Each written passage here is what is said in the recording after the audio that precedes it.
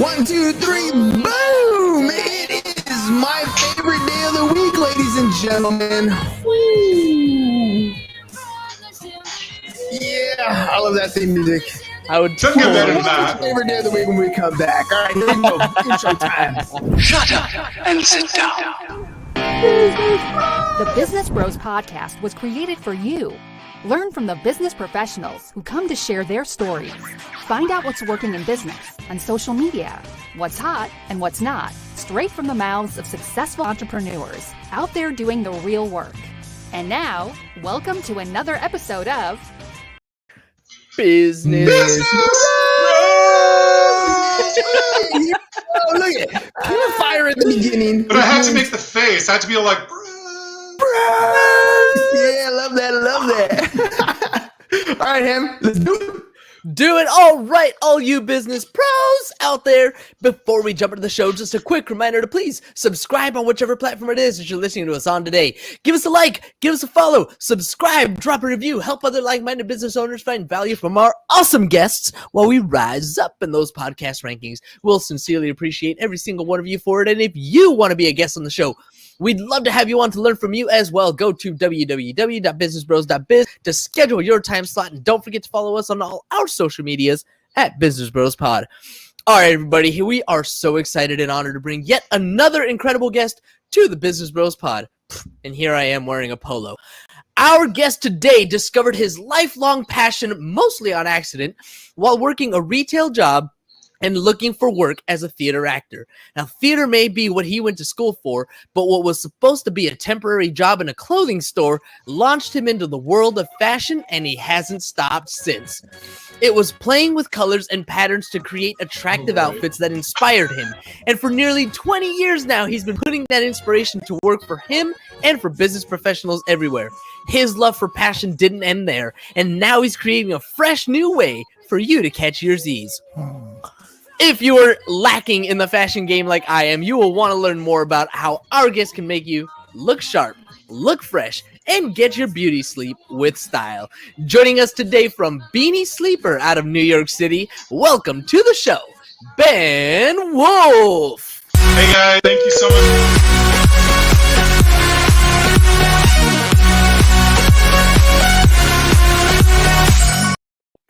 Oh, you didn't give me the howl. I'm all over. I'm all over the double button here, dude. Just Thanks for that. I gotta tell you though, thanks for the howl. I haven't, you know what? That was so high school, and I loved it. Because high school kids are, that's how we roll in high school. So. Yeah. Ben Wolff.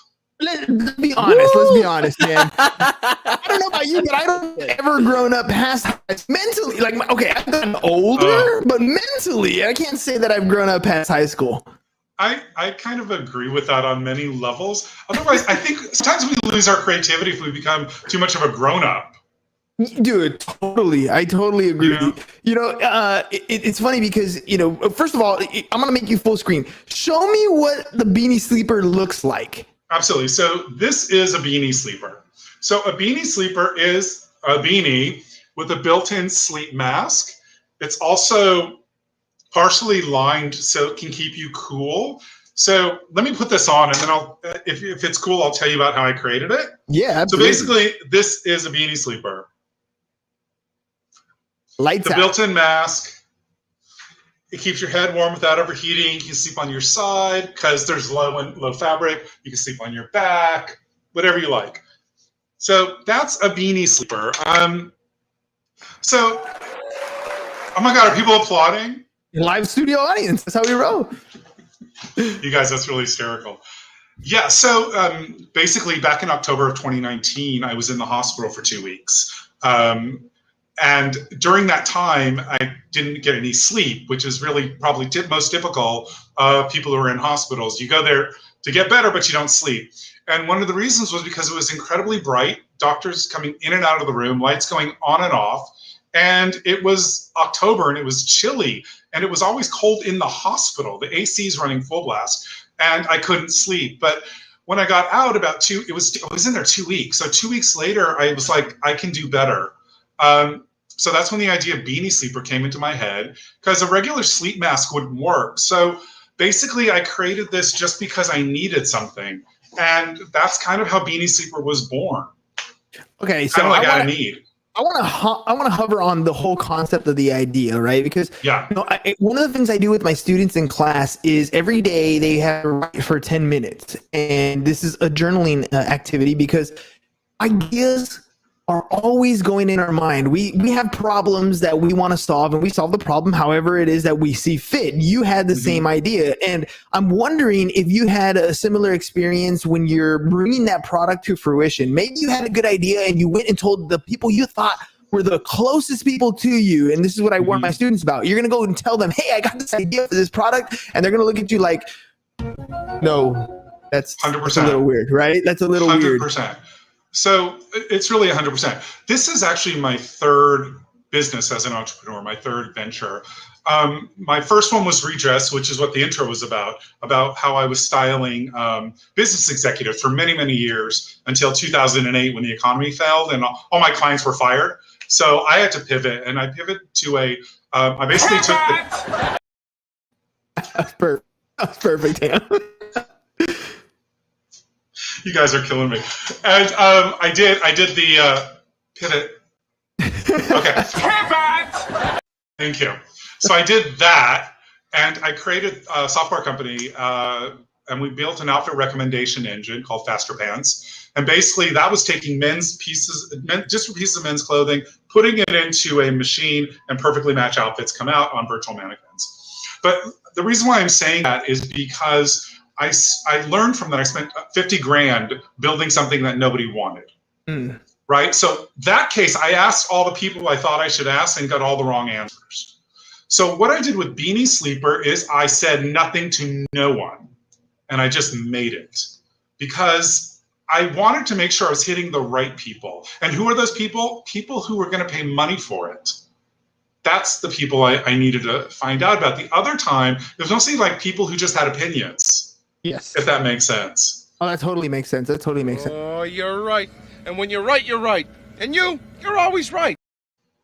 That's and that's, you know, it's funny because we play those clips and there are a lot of kids who well, I call them kids, but younger adults that come on the show and they have 100%. No clue. They've never seen Spaceballs before or have no idea who John Candy is or anything like that. So it's kind of cool. I don't know. Do you ever watch Spaceballs? Oh my God, yeah, totally. Joan Rivers was in that. Yes. I mean, come on. May the Schwartz be with you. Of course. Who doesn't love Mel Brooks? Just for Mel Brooks, my God.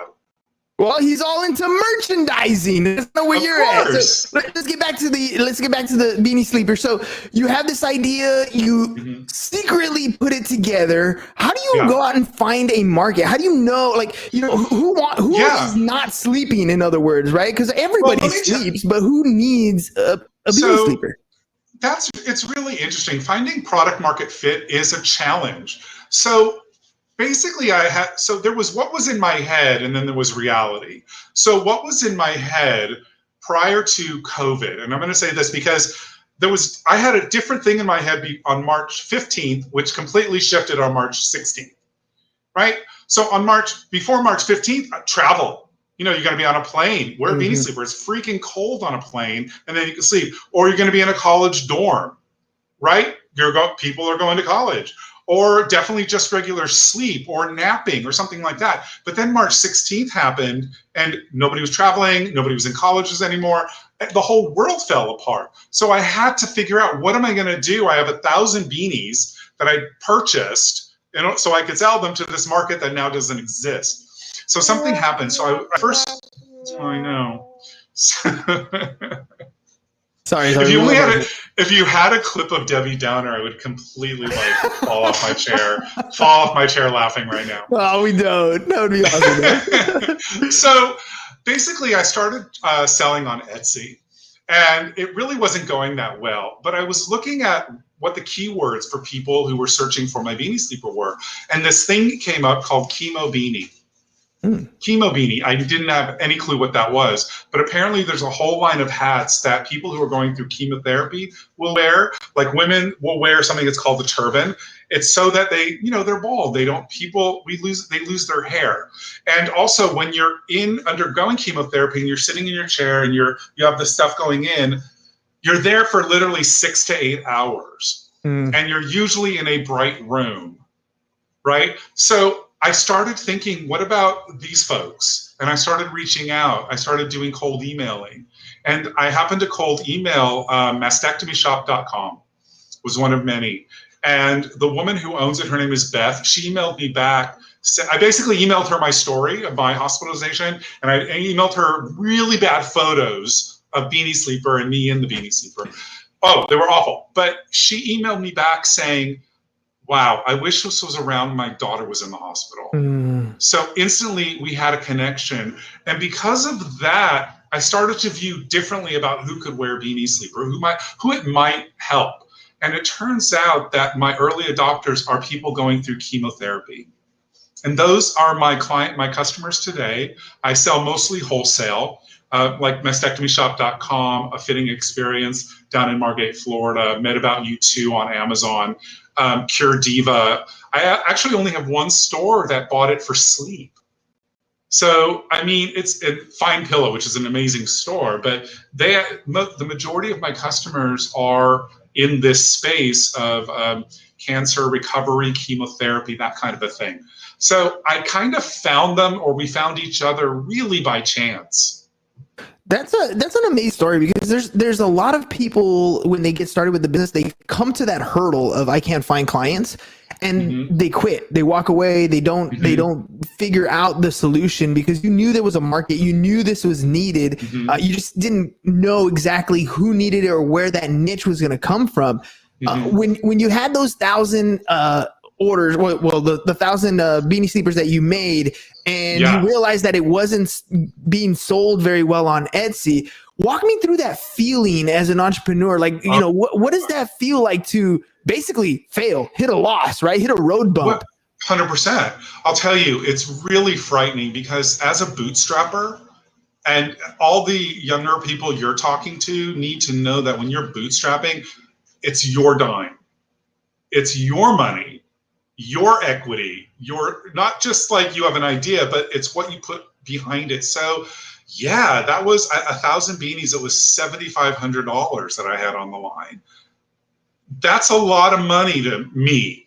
That's a lot of money. And I was pretty, I will say this, I was concerned, but I wasn't down. I didn't think of it as a failure. I thought it was a chance to pivot or persevere.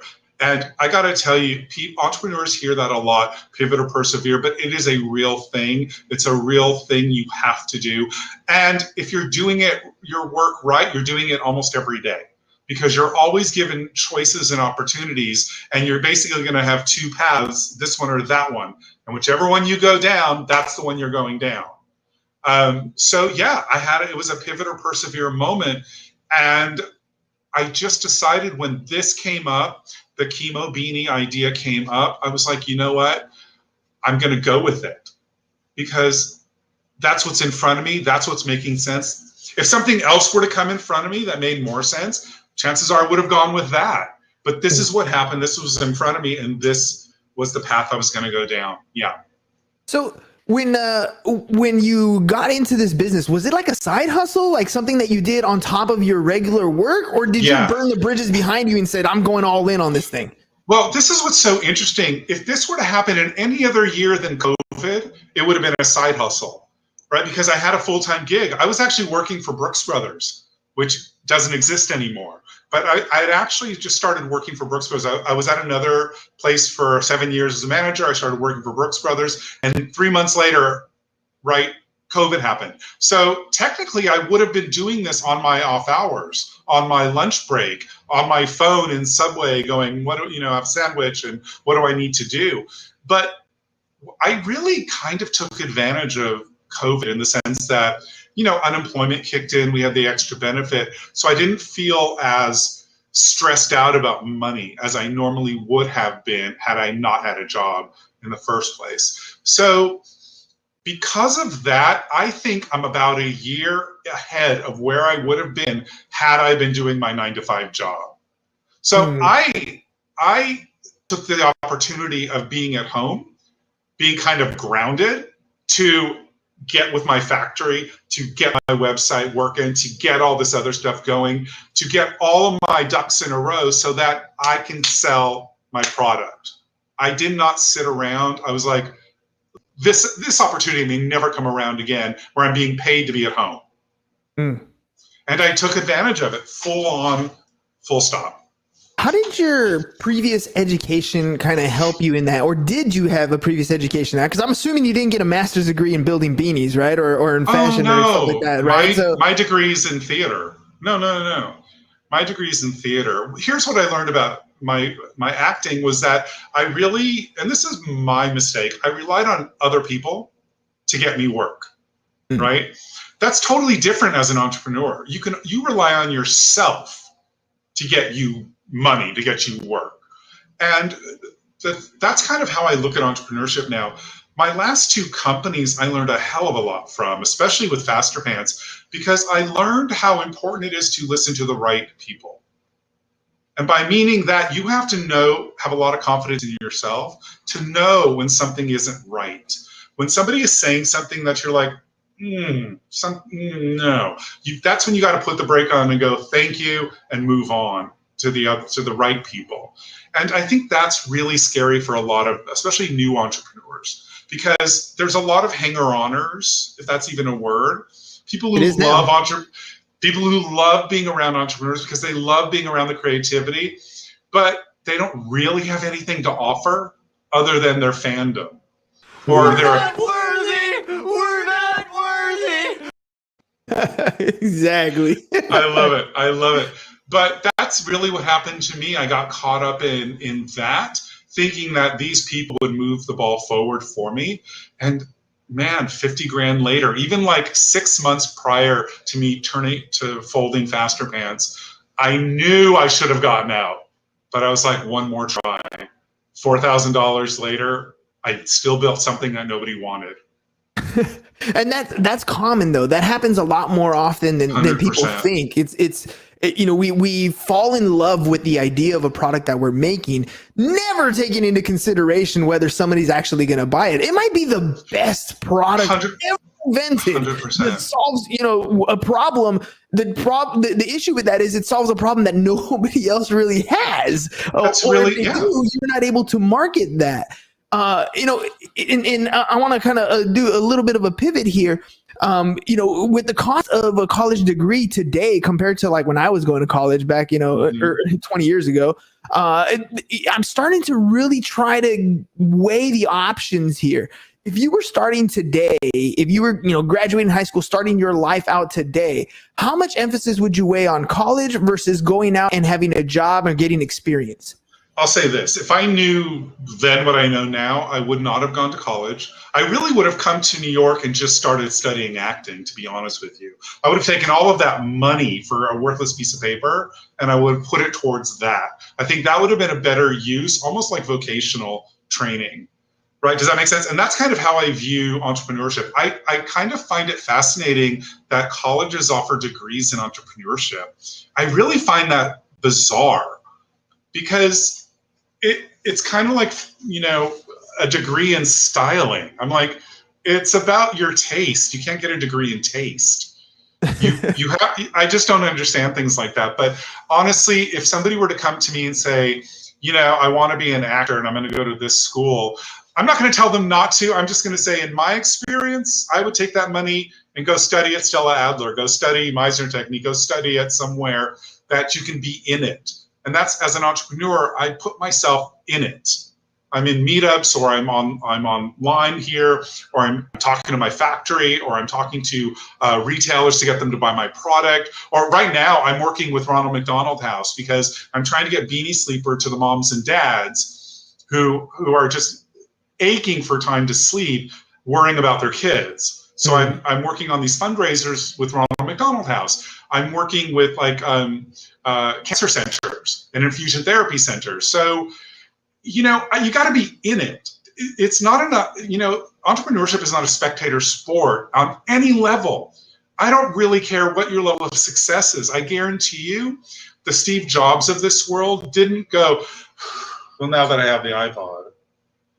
They don't do things like that. It's always about what's next, and then it's throwing himself in head first to the deep end. Yeah, it's funny because I agree with you. The idea of a degree in entrepreneurship. Now, there are things that you can learn, specifically accounting, right, taxes, and things that you should maybe not be an expert in when you're in business, but have a good idea and be able to speak that language, because it is, at the end of the day, your bottom line. It's your net, and you need to understand how that business works. But that experience goes a long way. I mean, you don't, in our conversation, you didn't really talk about my years in college. You talked about your experience in the first business venture, the first failure that you had. I don't know about most, a lot of entrepreneurs, but in my own personal story, my biggest business failure was also my greatest education. I learned so much in failing there because I was in it. Like you were saying, I actually took that step. I took that leap, whether it was full force or whatever it was. I had success early, which made me think like I was a genius. And then in that crash, when everything went down, I was like, well, I didn't know. Like there was nothing that I understood in business. Yeah. Now I know what I want to do next. When is the next time? Can I come up to bat one more time? Can I try it again? Because this time I want to do things different.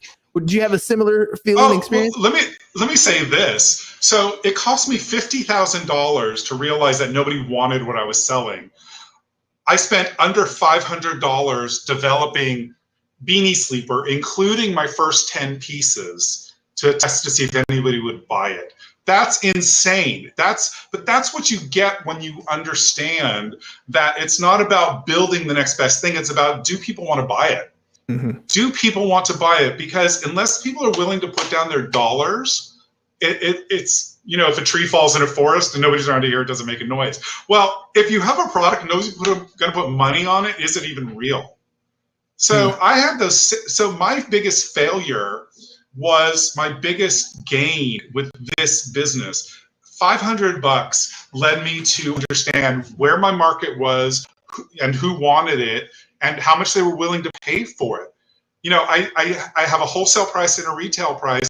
I didn't spend days and hours and weeks thinking this up. It's what happened in the market. You know why? Because somebody said, what's your wholesale price? I said it was this. And they were like, okay. Whoops. Was that too? And then there's a chance. Exactly. But that's honestly because how many times are you in Clubhouse or you on a meetup and people are like, I don't know what to charge for this.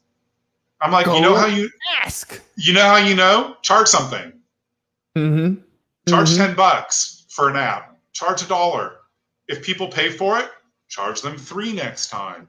See what the market will bear. If you say 10 and people balk, okay, 7 it is. I mean, you're going to be amazed at how fast you learn those types of things. You're just going to be amazed. That doesn't go well with what I learned in school, though. In school, it was I need to get it done so I can get an A or I can get a B. And if I don't do my work, because right now we're at the end of school year, right? If I don't do my work, maybe I can go up to the teacher and say, hey, what can I do to get whatever. Those skills are not transferable. That kind of negotiation is not transferable. What you're explaining right there is, guess what? I went out, I tried it, and I didn't do well. But it's okay. I tried it again, and guess what? I still didn't do well. And I went out and I tried it again, and guess what? I got a little bit better. But eventually I got to the point where I understood what it was that I needed to do to be successful. What about any additional work? Like, that's just pricing. What about picking up the phone? What about going to networking events? What about trying to talk to people, getting through gatekeepers, finding the decision makers? How much time and effort do you put into doing that?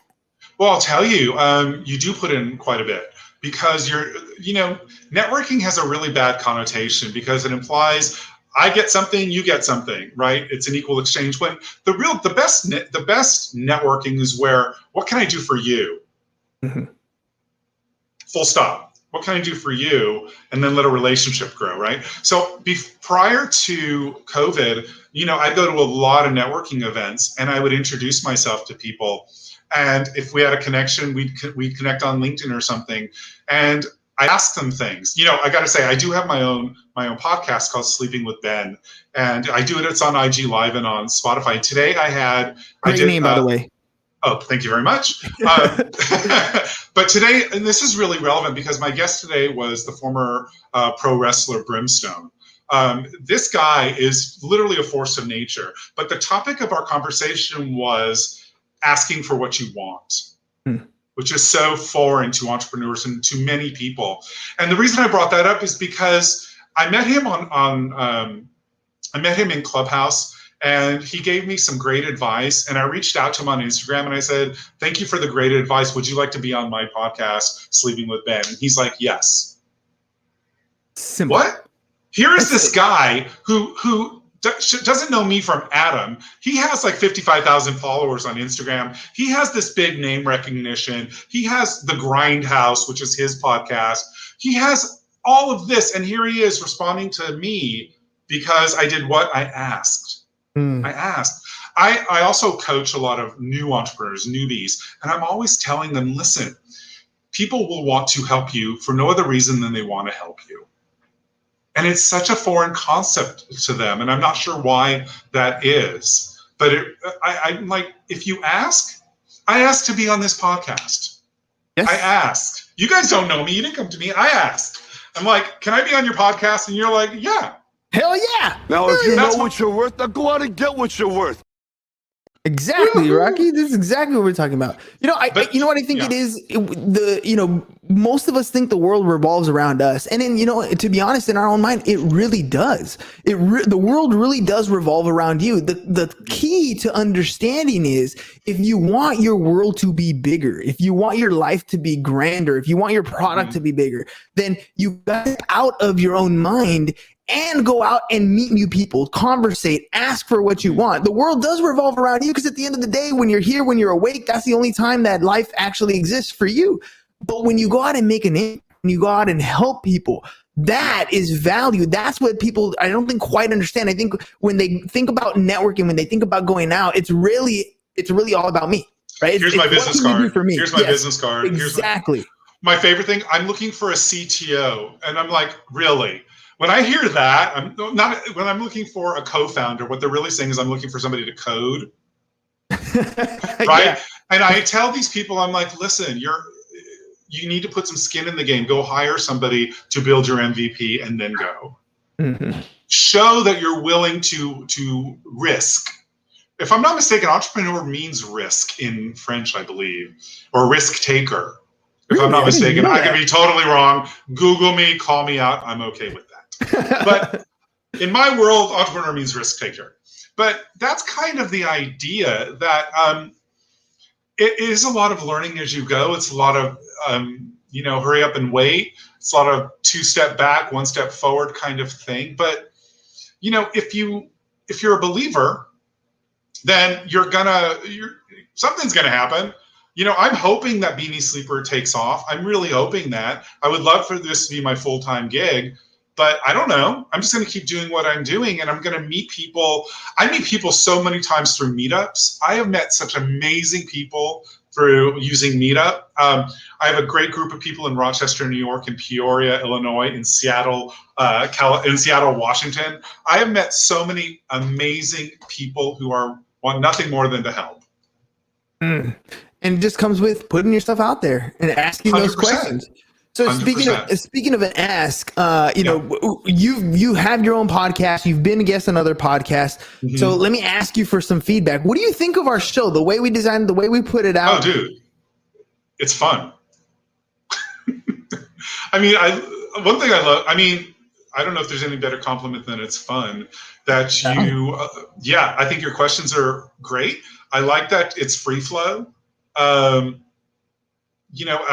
it could go any which way. I don't know if you're going to edit this, but that's what I love about it. And you're great, and your co-host is great. Did I scare him? Was I frightening? No. He always does that. His bit is always a fire. Oh, there he is. And then he does. I thought he was worried. I thought he was going to be worried. I was going to try and get him, to sleep with Ben. It's possible. Anything's possible. Always up for new cuddle buddies. We're good. Right? I'm telling you, it's so funny. One of my taglines is "Come for the chat, stay for the cuddle." Nice. I literally do. I actually shoot it in my bedroom, and I have a beanie sleeper on. I have pillows behind me, and half the time my guests are either in their bed or on his couch with a beanie sleeper. I send them in their PJs, and 1 in the afternoon, because what else do we do at 1 in the afternoon? But cuddle. Yeah, why not? Why not? How's your podcast helped you as far as getting new reach, meeting new people, getting your product exposure? Yeah. Well, I'll say this. I mean, I'm not a big fan of selling on my podcast, but my intro, I do say I'm Ben from Beanie Sleeper, and this is what I created. And at the end, I do say, if you want to buy one, you can go here to buy one for a friend or family member. So I do that. But mostly my favorite thing about the podcast is I get to meet interesting people. Yes. I mean, it's so funny. Brimstone is kind of like the only celebrity I've ever interviewed. Normally, it's like my last guest so last week, my guest was a really wonderful young woman named Mags Bujalski. I think it's hard to say her name, but she survived stage 4 lymphoma at age 22. And now she's like this powerhouse of positivity. She's gorgeous. She's all into fitness. And we had the most amazing time. But I found out something about her. I found out when that spark of positivity happened. And it wasn't after the cancer. It was really before, because she had that in her all along. But having that cancer really turned everything up to 11. Right? Yeah. I love that about finding that out about people. When did that thing happen? Because I know for me, my whole thing as an entrepreneur happened in my 40s. I wasn't the kid with a lemonade stand. Yeah. That wasn't me. My dad was my first entrepreneur. At 50, my dad started his very first business and didn't stop until he unfortunately died 5 years ago.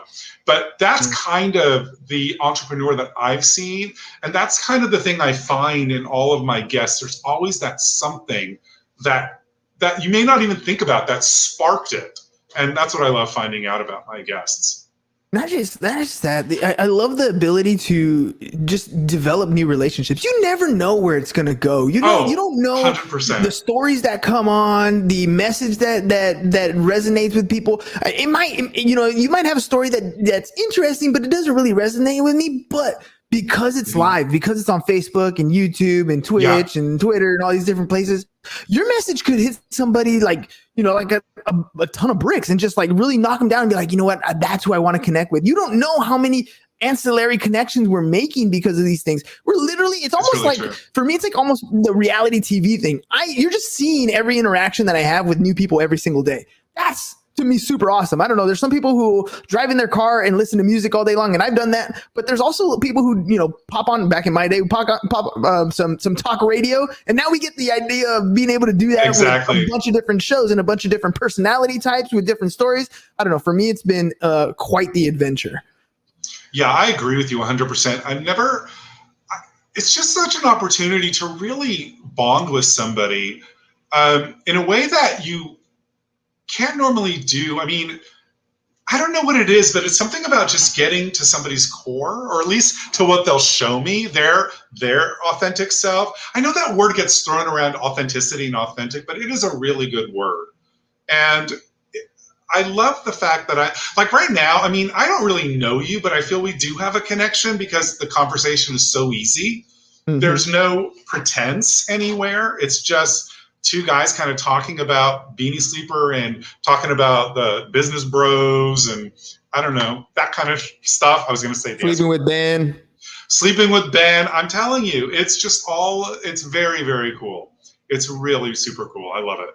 Well, I know we touched on it throughout the show, but if people want to get a hold of you, if they want to work with you, listen to your podcast, how can they get a hold of you or find you? Absolutely. So first of all, at Beanie Sleeper is Instagram and Facebook. Please DM me. If you want to be a guest on my show, I would love it. I find everybody interesting. I haven't yet to find somebody who's not interesting, but absolutely at Beanie Sleeper. Definitely my website is beaniesleeper.com. You could email me, beaniesleeper@gmail.com. There's a theme here. Beanie Sleepers everywhere. I heard somebody say on Clubhouse, hi, okay, this is Ben, I'm finished and always be branding, or something like that. You know how they always say I'm finished after they're done speaking? This is Ben, always be branding. That's how they end it. I don't know. I loved it. Well, why not? Why not? I mean, I don't know, to be honest with you, I'm wearing my shirt. I'm going to be at a pop up this weekend in Artisan Fleas in Brooklyn. And I bought stuff so I could advertise because I'm the solopreneur here. I have to advertise on the cheap. Oh, I understand, man. I'm that guy that wears his face on his own shirt, so I totally get it. I know where you're coming from, dude. I actually made sure I actually pushed my chair back far enough so that I could be in the camera. Because normally I'm literally 2 feet away from my desk, but I think it's just so important that Beanie Sleeper is everywhere. Because listen, here's the thing: if I don't sell Beanie Sleeper, I can't continue to do what I do. Mm-hmm. Period. Full stop. I want to help Ronald McDonald House, but I have to still sell Beanie Sleepers. I know I can make money and do good at the same time. It is possible. I've seen it done.